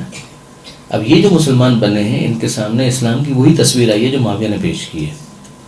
تو آپ بے فکر رہیں، معاویہ نے پہلے دن سے لے کر آخری دن تک کبھی علی کے فضائل نہیں پڑھے. وہاں پر محبان اہل بیت کا کوئی گروہ نہیں تھا. وہاں پر جو پہلی سگنیفیکنٹ جو تبدیلی لانے کی کوشش کی ہے وہ جناب ابو ذر نے کی ہے تیسری خلافت کے زمانے میں. جب تیسری خلافت میں حضرت ابو ذر غفاری کو مدینے سے جلا وطن کیا گیا اور وہ شام ان کو بھیجا گیا تھا، تو امیر شام کو وہ کرٹیسائز کرتے تھے، اور پھر آپ جانتے ہیں کہ اس موقع پر پھر امیر شام نے واپس ان کو مدینہ بھیجا. یہ جناب ابو ذر کا جو وہاں پر زمانہ گزرا ہے تھوڑا سا، اس زمانے میں ایک گروپ بہت مختصر سا وہ آل محمد کے ماننے والوں کا پیدا ہوا، وہ کچھ انٹروڈیوس ہوئے. ورنہ جو شام کی جو آبادی ہے 90% سے بھی زیادہ یہ ان افراد پر مشتمل ہے کہ جو اہل بیت کو نہ فقط یہ کہ پہچانتے نہیں ہیں بلکہ جو ان کے پاس ہم نے پہچانے وہ بڑی نیگیٹو ہے، بڑی منفی ہے. علی کون ہے؟ عرب کا ایک ڈاکو ہے معاذ اللہ. جب ان کو پتہ چلتا ہے کہ علی جو ہے وہ کوفے کے اندر شہید ہوئے تو علی کا مسجد سے کیا کام ہے؟ تو یہ جملے کون بول رہا ہے؟ یہ محبان اہل بیت تو نہیں بول رہے، یہ وہ افراد تھے کہ جن کو پتہ ہی نہیں تھا شام کے اندر جو سید سجاد کا خطبہ ہے وہ کیا ہے؟ اس کے اندر جو الفاظ من عرفنی فقط عرفنی، جو جانتا ہے وہ جانتا ہے، جو نہیں جانتا ہے من لم یعرفنی فانبأتہ بحسبی و نسبی، اس کو میں اپنے حسب اور نسب کے بارے میں بتاتا ہوں. یہ خود انداز آپ دیکھیں. ذیشان احمد جوادی صاحب نے ایک جگہ لکھا اور بالکل صحیح لکھا کہ جو خطبے کوفے میں دیے گئے بازاروں میں درباروں میں، اور جو خطبے شام میں دیے گئے ان دونوں میں فرق ہے. کوفے کے اندر جو خطبے دیے گئے اس میں زجر و توبیخ زیادہ ہے، ڈانٹ ڈپٹ زیادہ ہے. شام کے اندر جو خطبے دیے گئے اس میں تعارف زیادہ ہے، اس میں انٹروڈکشن ہے. جیسے کہ وہ لوگ پہچانتے نہیں تھے. سید سجاد کا پورا خطبہ اگر آپ دیکھیں گے تعارف ہے آل محمد کا، میں ہوں کون، میرا پیغمبر کے ساتھ کیا تعلق ہے، میرا علی کے ساتھ کیا تعلق ہے، میرا زہرا کے ساتھ کیا تعلق ہے. یہ تو وہ جو انہوں نے تعارف کروایا تو بہرحال اس کو مزید دیکھ لیجیے گا اس کے اندر. ذاکری میں جوش خطابت کو کتنی اہمیت حاصل ہے؟ مطلب بعض ذاکری میں بہت سافٹلی اپنے بات کو کنوے کرتے ہیں، لیکن بعض جو ہوتے ہیں وہ بہت زیادہ بہت ہی اچھا سوال ہے آپ کا. میں آپ کی خدمت میں گزارش کروں کہ ہو سکتا ہے کہ میری بات غلط ہو جو میں کہنا چاہ رہا ہوں. مستقبل سافٹلی جو بات کرنے والے ان کا ہے. مستقبل ایک ہے آپ نشتر پاک میں تقریر کر رہے ہیں تو وہ تو ظاہر ہے کہ اس میں تو انداز وہی ہوگا، مگر جو گھروں کی مجلس ہے، امام باڑے کی مجلس ہے، یا امام باڑے کے اندر مثلا اتنا مجمع جو اس وقت ہمارے سامنے ہے، اتنا یہ اچھا مجمع ہے، اس میں آپ مجلس پڑھ رہے ہیں، کیوں چیخ رہے ہیں خالی خالی؟ مائک بہت اچھا کام کر رہا ہے، مائک از ورکنگ فائن، تو آپ کیوں چیخ رہے ہیں بھائی؟ آر یو اسکریمنگ یار؟ ہوتا ہے. اچھا اس میں بھی تھوڑا سا تجربے کا بھی ایشو ہے. مثلا عام طور پر آپ دیکھیں گے کہ ایک ٹین ایج کے اندر ایک کوئی ہے وہ تقریر کر رہا ہے، اس کا انداز دوسرا ہوگا. تو جوانی ہے، اس کا انداز دوسرا ہوگا. یعنی میں خود اپنے بھی ٹین ایج کو ریکال کرتا ہوں تو میرا شاید انداز کچھ اور تھا. میں یہ نہیں کہہ رہا کہ ابھی بھی ہم جوش سے بالکل خالی ہو گئے ہیں، لیکن یہ کہ بہرحال ایک وہ جو اس وقت ہوتا ہے کہ آپ شروع کریں اور پورا معاشرے کو بھی ایک ہی تقریر سے ختم کر رہے ہیں، ایسا تو نہیں ہوگا. اس میں بھی ریئلسٹک آپ بات بیان کریں کہ ایک نیچرل جو کورس آف ایکشن ہے وہ چاہیے، اس کے لیے اس کو ایوالو ہونا ہے. آپ بات کر رہے ہیں، دوسرا بھی بات کر رہا ہے، تیسرا بھی بات کر رہا ہے، پھر یہ لوگ آپس میں کتنے متصادم ہیں بات کرنے والے. ایک انچولی کے اندر 4 جگہوں سے مجلس ہو رہی ہے، چاروں ایک بات کو مختلف انداز سے کر رہے ہیں یا چاروں ایک دوسرے کی کاٹ کر رہے ہیں، بہت فرق پڑتا ہے. اب جیسے مثال کے طور پر یہ ہو جائے کہ نہیں صاحب وہ ایک بول رہا ہے وہ اس کو دوسرے کو کاٹ رہا ہے، تو پھر تو ادھر سے بھی آواز بلند ہوگی ادھر سے بھی آواز بلند ہوگی، یہ ہوگا. لیکن ایسا نہیں، معاشرے کے اوپر کام کرنا ہے. یہ ایک دوسرے کو کمپلیمنٹ کر رہے ہیں، ایک دوسرے سے لڑ نہیں رہے ہیں، ایک دوسرے کی ٹانگیں نہیں کھینچ رہے ہیں. ایک مشترکہ ہدف ہے، مشترکہ مشن ہے. آپ بھی امام زمانہ کے سپاہی ہیں، ہم بھی امام زمانہ کے سپاہی ہیں. لوگوں کو ایجوکیٹ کرنا ہے، کام کرنا ہے، ذکر امام کرنا ہے، عزاداری کرنی ہے، یا حسین کی صدائیں بلند کروانی. یہ اگر یہ ایک مشن کے طور پر ہو تو پھر وہ انداز بدل جاتا ہے. لیکن ایج فیکٹر بھی بہت کاؤنٹ کرتا ہے. اگر 16 ایئرس کے اندر 18 سال کی ایج کے اندر کوئی تقریر کر رہا ہے بہت فرق ہوگا، چاہے اس کے پاس میٹر بہت زیادہ ہے تو بھی بہت فرق ہوگا. اور ایک یہ ہے کہ مثلا اس نے اپنی زندگی گزاری ہے، 35-40 سال 50 سال کا وہ ہو گیا یا ہو گئی، اور اب وہ تقریر کر رہی ہیں تو میچورٹی اس کے اندر زیادہ ہوگی، ہونی بھی چاہیے. مطالعہ بھی زیادہ ہو گیا ہوگا، تجربہ بھی زیادہ ہو گیا ہوگا، اور تسلط بھی زیادہ آ گیا ہوگا، کمانڈ بھی زیادہ آ گئی ہوگی. یہ ہوتا ہے. لیکن میرا خیال یہ ہے کہ مستقبل جو ہے وہ ان ذاکرین کا ہے جو سافٹلی بات کر سکتے ہیں. یہ میں بات کر رہا ہوں پڑھے لکھے معاشرے کے اندر. اگر ایک معاشرہ گاؤں اور دیہات کا معاشرہ ہے، ہو سکتا ہے کہ اس کے اندر یہ تبدیلی اس طرح سے نہ ہے. لیکن جہاں جہاں ایجوکیشن لیول اوپر آتا جائے گا وہاں یہ انداز خود بخود تبدیل ہوتا چلا جائے گا. جی جی سر، جیسے اسپیچ کر رہے ہوتے ہیں، تقریر کر رہے ہوتے ہیں، اس میں اذان ہوتا ہے. اب بعض وقت اذان ہوتی ہے، آپ فضائل بیان کر رہے ہیں، اس میں تو یا اسٹارٹ کیا تو اس میں تو وہ ہوتا ہے کہ ہاں انسان خاموشی اختیار کر لی، اذان کا احترام ہے. لیکن عموماً یہ ہوتا ہے کہ ذاکر تو خاموش ہو کے بیٹھ جاتا ہے لیکن مجمع آپس میں باتیں کرنے لگتا ہے. یہ بہت اہم بات ہوتی ہے کہ وہ یہ چاہتے ہیں کہ ذاکر خاموش ہو جائے لیکن خود ان کو خاموش نہیں ہونا. دوسری بات یہ ہوتی ہے کہ وہ آ جاتے ہیں مصائب کی طرف، اور مصائب میں سمجھ لیں کہ اینڈ ہونے والے، اور ایسے میں اذان ہو جاتی ہے. تو اس پہ بھی وہ چاہتے ہیں کہ ذاکر جو ہے وہ وہاں پہ خاموش ہو جائے اور اس کے بعد اذان کے بعد دوبارہ سے کنٹینیو مصائب کریں.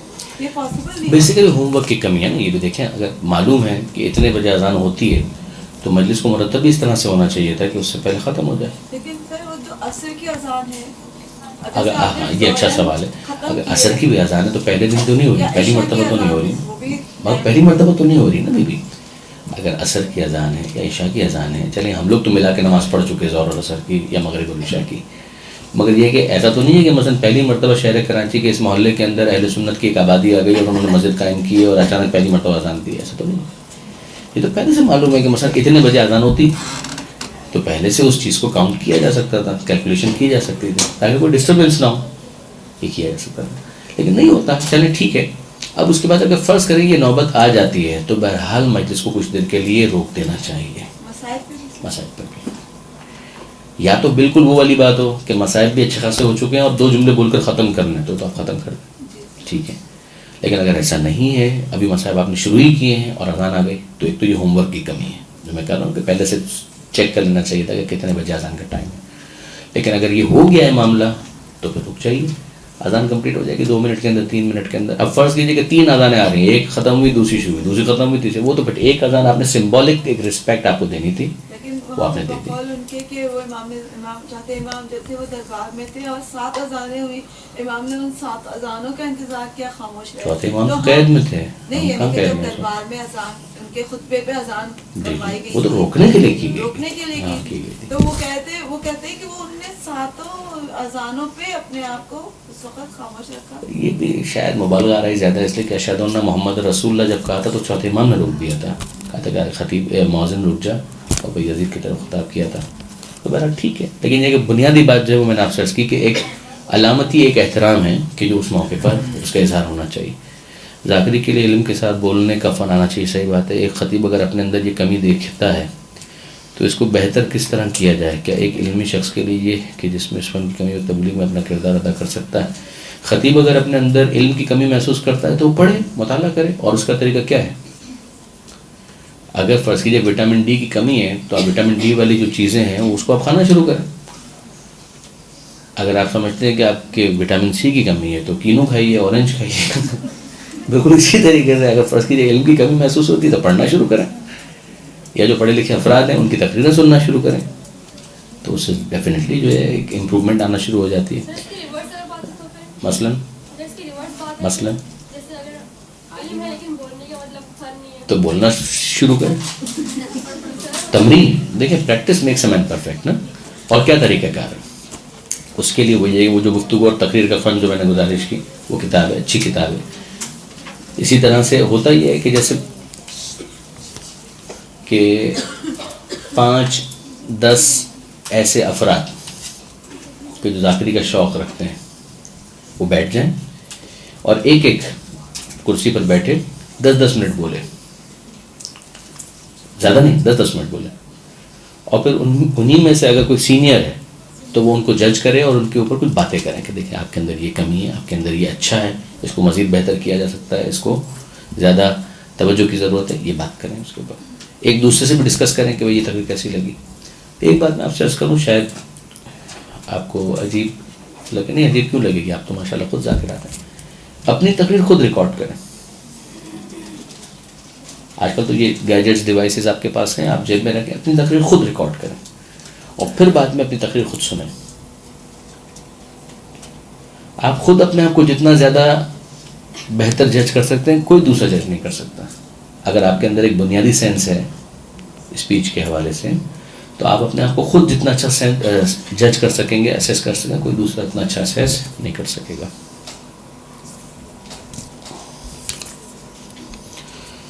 تفسیر قرآن کے حوالے سے کون سے مصنف کی تفسیر کو ترجیح دی جائے؟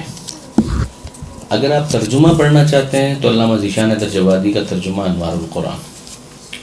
اگر آپ تفسیر میں داخل ہونا چاہتے ہیں تو علامہ سید علی نقی نقن صاحب فصل الخطاب جو 7 جلدوں پر ہے. انوار القرآن علامہ ذیشان درجوادی ترجمہ قرآن جو ان کا ہے وہ اچھا ہے.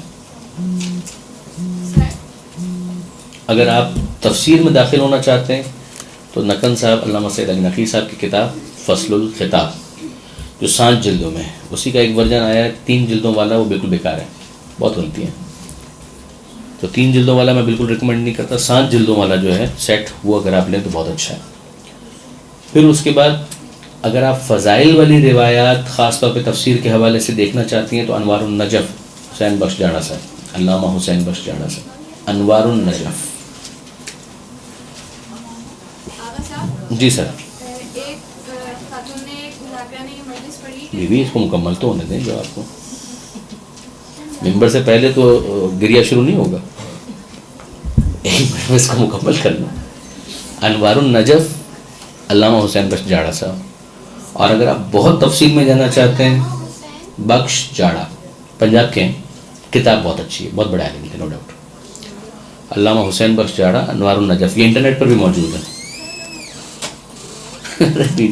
علامہ حسین بخش جاڑا، جاڑا آیا دھوم مچاتا، وہی والا جاڑا، ٹھیک ہے جی. علامہ حسین بخش جاڑا بہت بڑے عالم تھے، واقعی بہت بڑے عالم تھے، کوئی شک نہیں. پھر اس کے بعد اگر آپ بہت زیادہ تفصیل میں جانا چاہتے ہیں تو پھر تفسیر نمونہ علامہ آیت اللہ ناصر مکارم شیرازی، تفسیر نمونہ، ٹھیک ہے. تفسیر نمونہ میں بہرحال جو بر صغیر کی بعض چیزیں ہیں، جو حساسیتیں ہیں، ان کا خیال نہیں رکھا گیا، لہٰذا کچھ پرابلمز ہوتی ہیں. مگر آپ اگر وہاں تک پہنچ گئے تو پھر خود ہی ان چیزوں کو جج کر لیں گے. جی اب فرمائیے. یہ مذاکرہ نے یہ رمضان کا تھا، رمضان چلے تھے اور ہمیں روزے میں تھے سب لوگ پہلے سے بیٹھے ایکسکیوز می. تو انہوں نے یہ بیان کیا ممبر سے بیٹھ کے کہ امام سجاد علیہ السلام جب پانی آیا وضو کے لیے تو مولانا نے اتنا گریا کیا کہ پانی مذاق ہو گیا، یعنی وضو کرنے کے قابل نہیں رہا، اور یہاں تک کہ نماز کا وقت ختم ہو گیا اور مولا گریا کرتے رہے. تو یہ کتنی بڑی تہمت ہے میرے اس امام کے لیے جس کو سید الساجدین کہا گیا ہے، زین العابدین کہا گیا ہے، عبادتوں کی زینت کہا گیا ہے، اور سب کے سب روزے میں تھے. اتنی بڑی بات انہوں نے کہی، تو ہم اس بات کو کس طرح سے بیان کریں کہ بس اس کے اندر جو غلط ہے اس کو بیان نہ کریں، باقی سب ٹھیک ہے. وقت پورا ہو گیا اور یعنی یہ تاثر دینا کہ نماز امام کی رہ گئی، یہ غلط ہے. باقی روایت موجود ہے، بالکل صحیح بات ہے کہ پانی آیا اور امام نے اتنا گریا کیا کہ پانی بظاہر یہ تو صحیح نہیں ہے کہ وقت ختم ہو گیا اور امام کی نماز قضا ہو گئی. جی بیوی میں نے یہ عرض کر دیا، بالکل یہ غلط ہے، یہ صحیح نہیں ہے، درست نہیں، اور یہ نہیں بولنا چاہیے، غلط بات ہے، غیر محتاط انداز ہے. جی بیوی فرمائیے.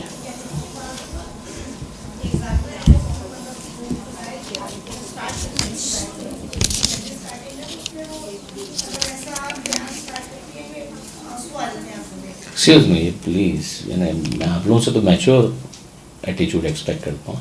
جی وہ فضائل جب اسٹارٹ کرتی ہیں تو مجھے اچھا لگتا ہے ہمیں اسٹائل کہ وہ تھوڑا سا نا فضائل کے دوران آنکھوں میں آنسو آ جاتے ہیں کہ اس طرح امام نے اسلام کا ذکر کریں کہ وہ تنہائی کے اندر رو رہے ہو کم ہمارے اندر، اور اس دوران وہ تھوڑا سا کوئی فقہی مسئلہ یا اخلاقی پہلو اس کو بیان کرتی ہیں، جس میں اکثر مجھے کی آنکھوں میں کافی آنسو آ چکی ہوتی ہیں. وہ نا بی بی زینب السلام علیہ کے پرسہ کے حوالے سے اور فرش کے فضائل کے حوالے سے، اور اس کے درمیان میں وہ بہت ایسی باتیں بھی کہہ دیتی ہیں کہ مطلب ہمیں اپنے آپ کو تیار رکھنا چاہیے اور جو ہماری اخلاقی برائی ہے. تو یہ طریقہ کوئی حرج نہیں، کوئی حرج نہیں، کوئی حرج نہیں. سوال ہمارے پاس لکھا ہوا یہ ہے، لہن میں مسائل پڑھنا کس طرح سیکھ سکتے ہیں؟ یا تو آپ خدا داد صلاحیت کے مالک ہو تو ٹھیک ہے، ادروائز آپ کو بہرحال کسی ایسے ذاکر کی اتباع کرنا ہوگی کہ جو لہن کے اندر بہت اچھے مسائل پڑھتا ہو. مثلا جان علی شاہ کاظمی صاحب بہت اچھا پڑھتے ہیں. اسی طرح سے جو ہمارے جدید پڑھنے والے ہیں ان میں شجاع رضوی صاحب، اگرچہ وہ عالم نہیں ہیں مگر لہن کے اندر مسائل بہت اچھے پڑھتے ہیں، ان کے انداز کو دیکھیں. یہ دو ہو گئے. ایک ہمارے ایک اور دوست ہیں فیاض مطہری صاحب، جتنے بھی معروف نہیں ہوئے لیکن یہ کہ بہرحال لہن کے اندر ان بہت اچھا پڑھتے ہیں. اگر آپ فارسی سے واقف ہیں تو فارسی میں تو عام طور پر لہن ہی کے اندر پڑھا جاتا ہے. تو یہ تین نام ہم نے آپ سے عرض کی. دانش کاظمی صاحب تو خیر بہت سینئر، بہت پرانے آدمی، شجاع رضوی صاحب جو ابھرتے ہوئے ہمارے دوست، اور اس طرح مولانا فیاض مطہری صاحب، ان کو ذرا دیکھیں تو شاید آپ کو بہتر اندازہ ہو سکے. آج کل کے حالات کے مطابق ذاکرہ کو کن موضوعات کا انتخاب کرنا چاہیے جو معاشرے پر بھی اثر انداز ہو؟ ذاکرات کو فیملی ایشوز جو ہیں اچھی طرح محنت کر کے، سرسری نہیں، اچھی طرح محنت کر کے ان موضوعات کے اوپر گفتگو کرنی چاہیے. مثلا وہ کتابیں جو اس موضوعات پہ لکھی ان موضوعات پہ لکھی گئی ہیں ان کو ضرور ٹچ کریں، فضائل بیان کریں، اخلاقی باتیں کریں، مگر اس کے اندر ان موضوعات کو ضرور ٹچ کریں. کہ جس سے گھر کے اندر کے جو ماحول کو آپ بہتر بنا سکیں. اس کے بہرحال بچوں کی تربیت وہیں پر ہو رہی ہے, شوہر نے پلٹ کر وہیں پر آنا ہے, سارا ایک ماحول جو ہے وہاں پر ہے. یہ ہمارے جو دوست ہیں ڈاکٹر عابد زیدی صاحب کی ان کی کتاب ہے گھر کو جنت بنانے کے 14 نسخے, وہ اس حوالے سے بہت مفید ہے. آقا ابراہیم امینی کی جو کتاب ہے تربیت کے حوالے سے بہت اچھی کتابیں ہیں. یہ کتابیں جو ہیں ان میں سے آپ بہت میٹر آپ کو ملے گا. پیار سے سمجھائیں, آہستہ آہستہ آرام آرام سے پیار سے. مجلس کے دوران بھی لٹ لے کے پیچھے مت پڑا.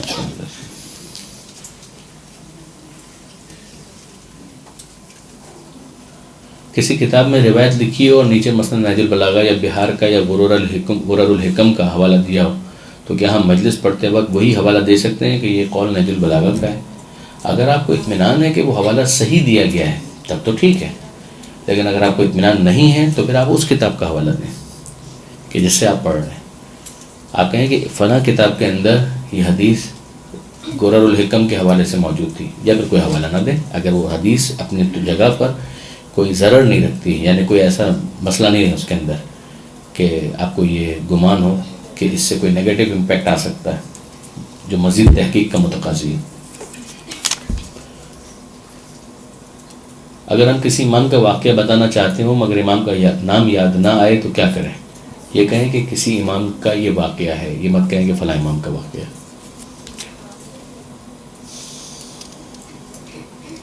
آج کل درسی مجلسوں کو زیادہ اہمیت دی جاتی ہے, تو ممبر پہ فضائل سے ہی درس نکال کے کیسے پڑھیں اور یہ زیادہ بہتر ہے؟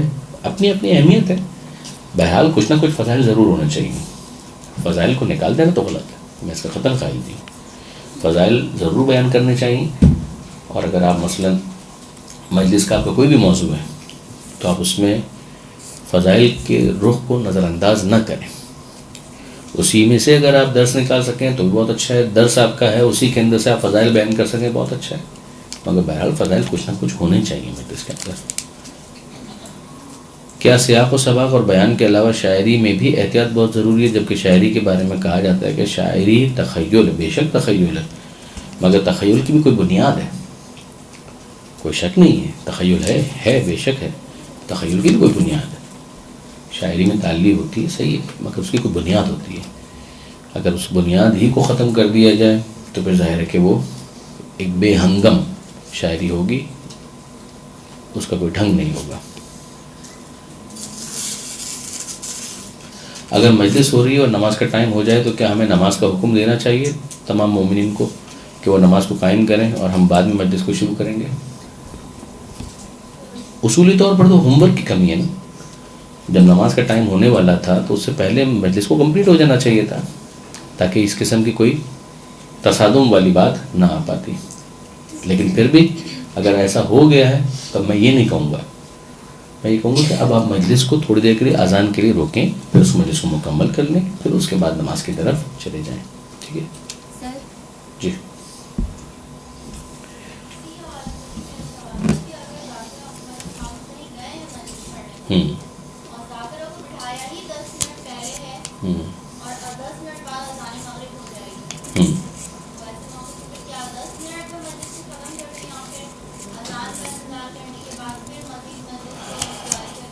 ہونا یہی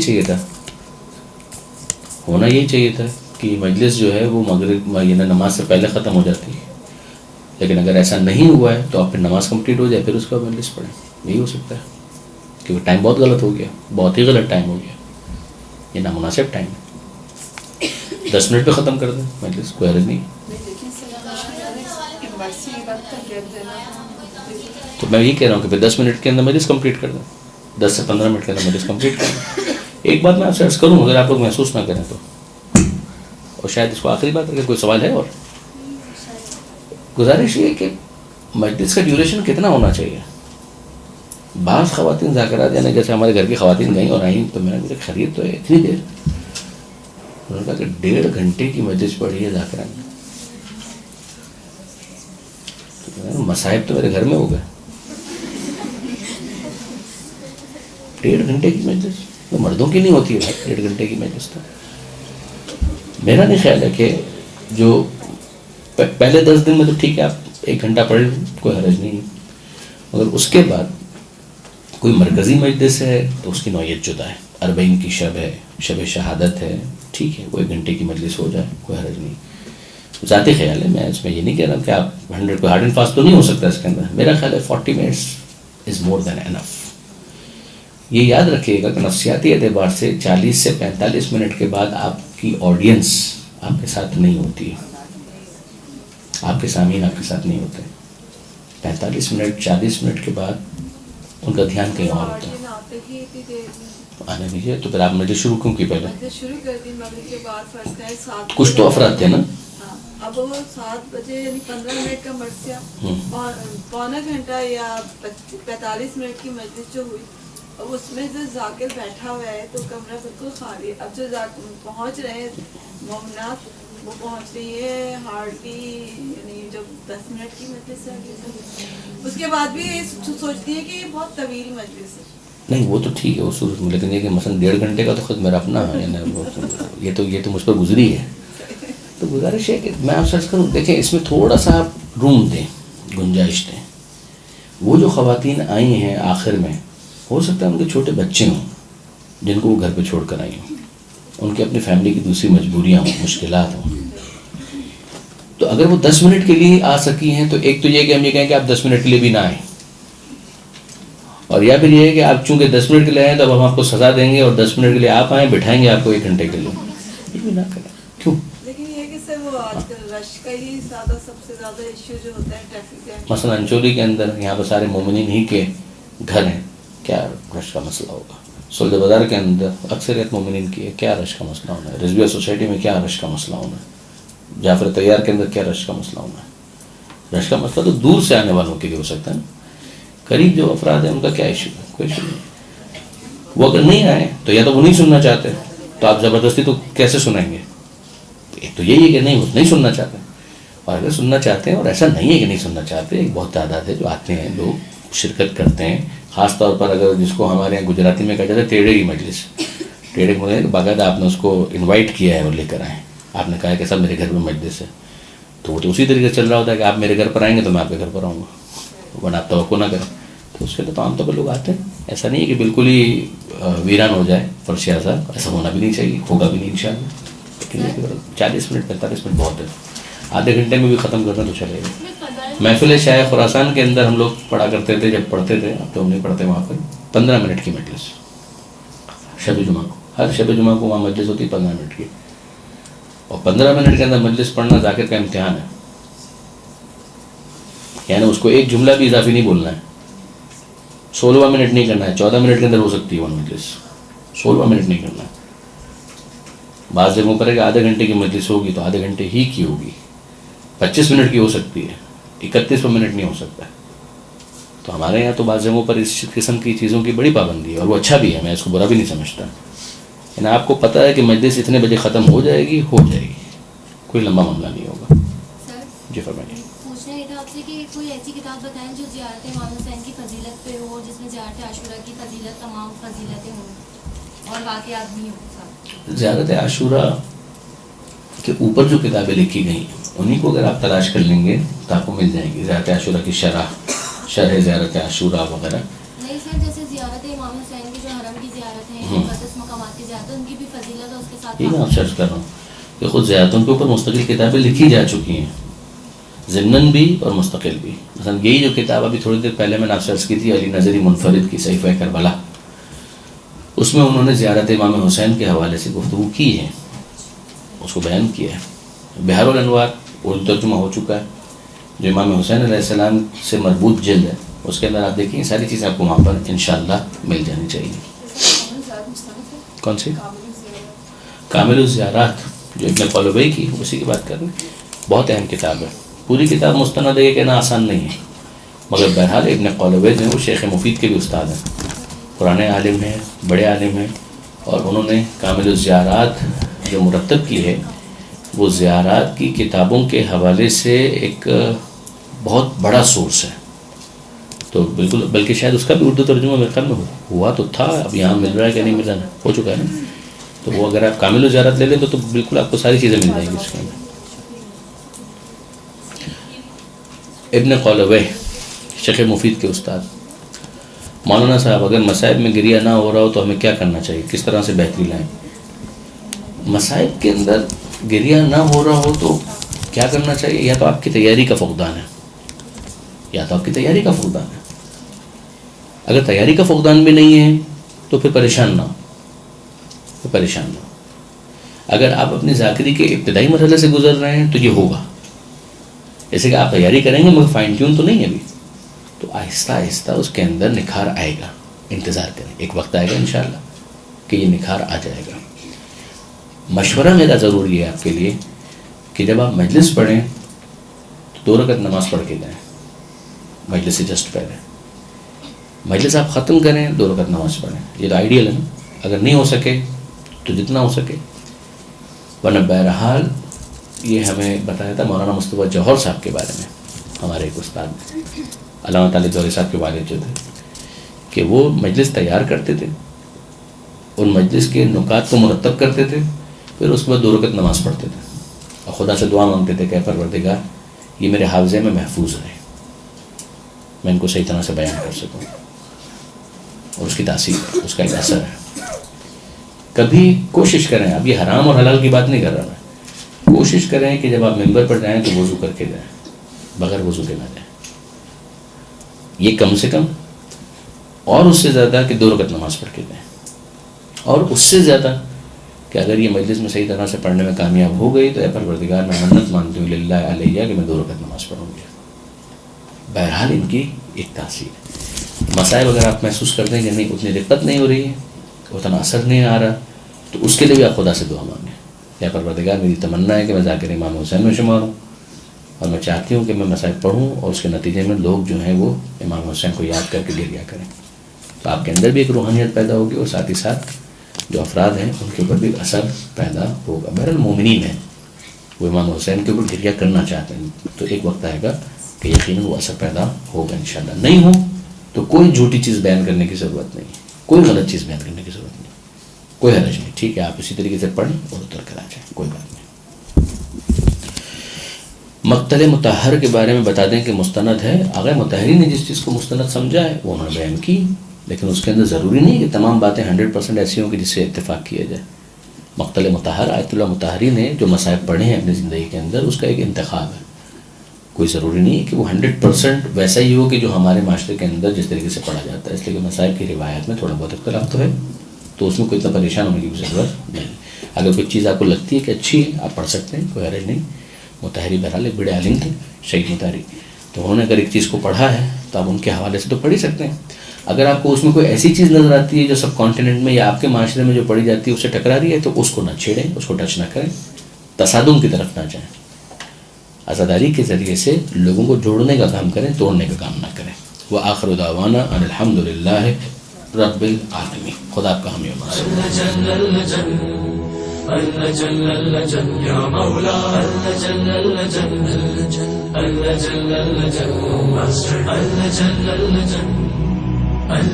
يا صاحب السماء